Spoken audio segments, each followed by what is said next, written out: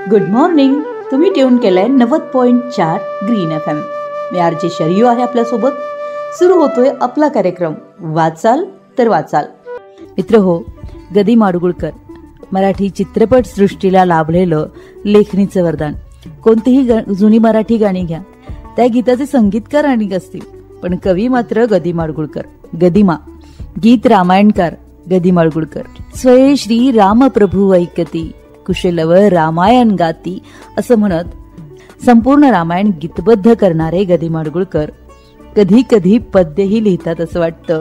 कारण जेव्हा त्यांचा कथासंग्रह आपल्या भेटीला येतो तेव्हा तो हातातून खाली ठेवायची इच्छाच होत नाही. असाच एक कथासंग्रह तुपाचा नंदादेव. खूप छान छोट्या छोट्या कथा आहेत यामध्ये, ज्या आपल्या जीवनाशी, आपल्या रोजच्या आयुष्याशी सांगड घालतात. या कथासंग्रहाचं नाव आहे तुपाचा नंदादेव. या गदिमांच्या कथा म्हणजे ग्रामीण जीवनाचं कलात्मक दर्शन आहे. आपल्या मनाचा ठाव घेणाऱ्या, मानव सरोवरातील सुखदुःखाचे रजतकण वेचून घेणाऱ्या या कथा गदिमांच्या कथा आहेत. त्याला स्पेशल गदी माडगुळकर टच आहे. या कथासंग्रहामध्ये एकूण 12 कथा आपल्या भेटीला येतात. यामध्ये अगदी सुरुवातीला ऋणानुबंध ही कथा, त्याचबरोबर काही कथा या आत्मचरित्रपर संस्मरणात्मक आहेत, जशा नेम्या, औंधाचा राजा, वेडा पारिजात, पंतांची किन्हई या 4 आत्मकथातून गदिमांनी एका संस्कृतीचं दर्शन घडवलं. नेम्याचे निरपेक्ष इमान, औंधच्या राजाची माणुसकी व राजधर्म, वेड्या पारिजातचा सुगंध आणि किन्हईतील गंगेची झुळझुळ मनाला धरून ठेवते. तुपाचा नंदादेव या कथासंग्रहातील पहिली कथा ऋणानुबंध. ही कथा म्हणजे गदिमांनी सांगितलेला स्वतःचा अनुभवच आहे, त्यांचे मित्र नाना दामले यांचा. गदिमा लिहितात की व्याख्यान होतं आणि त्या व्याख्यानात मी बरेच काही आसपासच्या परिस्थितीवर बोललो आणि सत्य परिस्थिती सांगत असताना फार सांगितलं. म्हणजे नाती, ऋणानुबंध, परोपकार हे शब्द नुसते शब्दच उरले, त्याला काही अर्थ उरला नाहीये. समाज आता अधोगतीला चाललाय असं काही मी बोललो.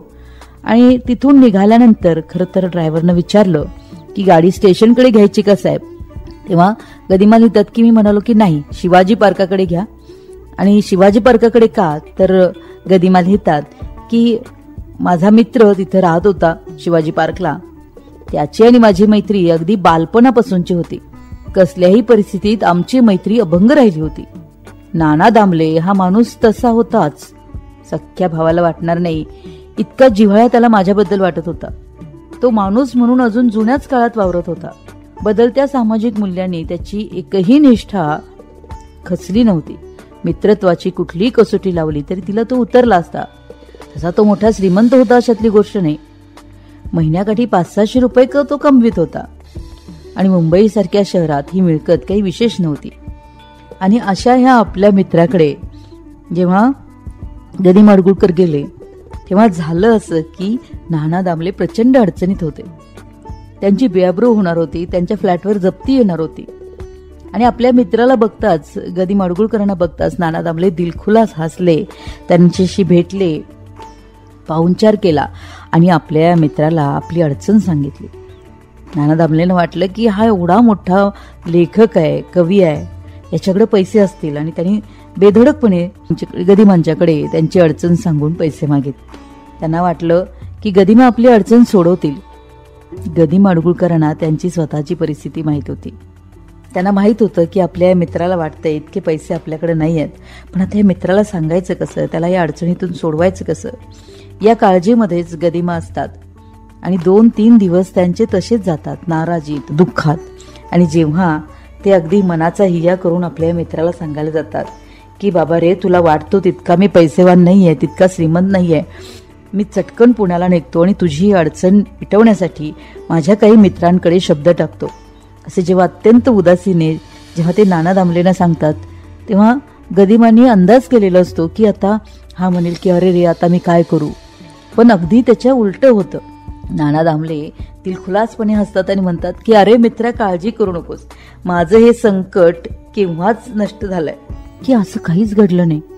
उलट माझ्या पाठीवर एक जोरदार थाप मारीत नाना दामले ओरडला, भलता सेंटिमेंटल आहेस, मला वाटलं मीच भावनाप्रधान आहे, तूही माझ्यासारखाच आहेस. मी अडचणीत आहे ही गोष्ट मनातून काढून टाक. माझी अडचण सुटली. उद्या भरण्या इतकी रक्कम माझ्याजवळ आहे, अगदी रोकड आहे. तुझ्या मित्राची अब्रू जात नाही, त्याचा फ्लॅट जात नाही. गदिमा म्हणतात की मी ऐकतच राहिलो. क्षणभर वाटलं नाना हे सारं बनवून सांगतोय.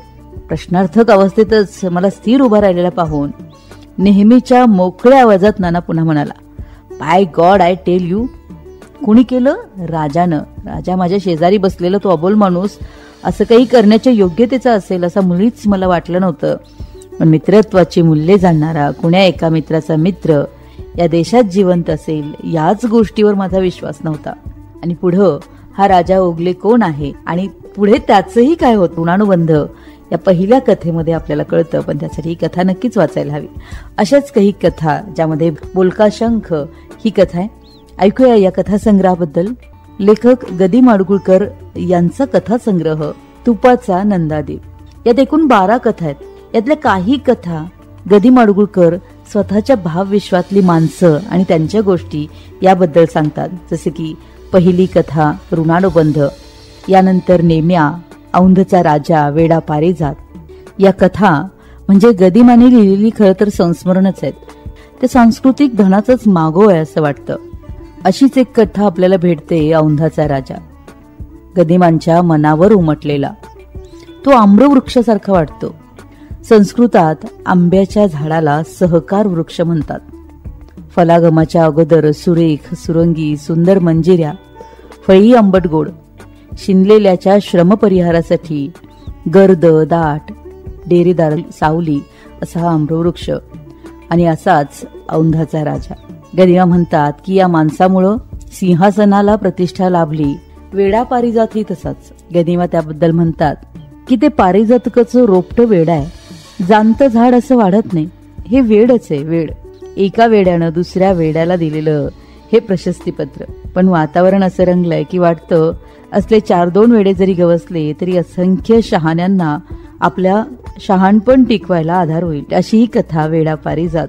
निर्वाण या कथेतली बावऱ्या महार तो कथेत वावरतो, तो कणा ताट ठेवून. त्याची निष्ठा खरी असते, समाजाला धरून ठेवणारी असते. त्याचे सगळे सोयरे त्याला बदलत्या काळानुरूप जे सांगतात तेही चूक नसतं. बावऱ्या निष्ठेपायी प्राण देतो, जगून दाखवतो आणि मरूनही दाखवतो. या कथेला निष्कर्ष नाही, वस्तूचं कलात्मक दिग्दर्शन हे लेखकाचं काम. ते या कथेत छान साधलंय.